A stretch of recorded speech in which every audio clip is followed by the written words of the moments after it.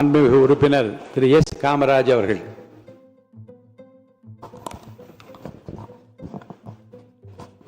மாண்புமிகு பேரவைத் தலைவர் அவர்களே, மாண்புமிகு முதல்வர் அவர்களே, அமைச்சர் பெருமக்களே, சட்டமன்ற உறுப்பினர்களே, அனைவருக்கும் காலை வணக்கம்.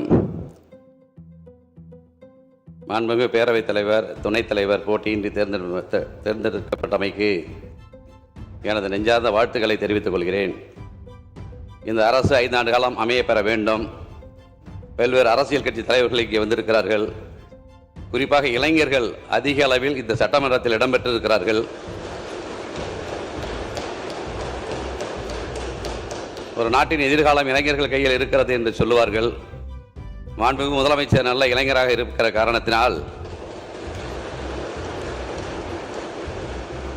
நிச்சயமாக ஒரு சிறந்த ஆட்சியை ஏற்படுத்தி தருவார் என்கிற நம்பிக்கை எனக்கு இருக்கிறது. அதனால் தான் உங்களை ஆதரித்து பேசுகிறேன், வாழ்த்தி பேசுகிறேன். சில கசப்பான சம்பவங்கள் நிகழ்ந்தது உண்டு. அது அன்றைக்கு இருக்கிற அரசியல் சூழல். இன்றைக்கு முதலமைச்சர் அவர்கள் தான் ஒரு திறமையான ஆட்சியை கொடுக்க முடியும். நீங்கள் முதல் கையெழுத்திட்ட இந்த 3 அறிவிப்புகளும் தமிழ்நாட்டிற்கு நிச்சயமாக உதவுகிற திட்டங்கள். இன்றைக்கி நான் 3 நாளாக சென்னையில் தான் இருக்கிறேன்.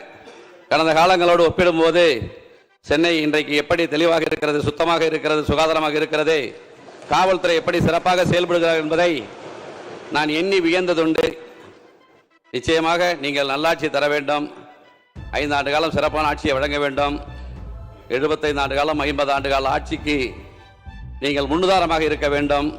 இளைஞர்கள், தமிழ்நாட்டு இளைஞர்கள் உங்களை நம்புகிறார்கள், நாங்கள் உங்களை நம்புகிறோம்.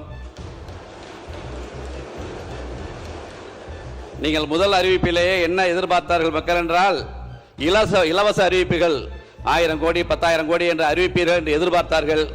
உண்மையான மக்களுக்கு உதவுகிற திட்டங்களை அறிவித்த உங்களை நான் பாராட்டுகிறேன், வாழ்த்துகிறேன். உங்கள் அரசு தொடர்வதற்கு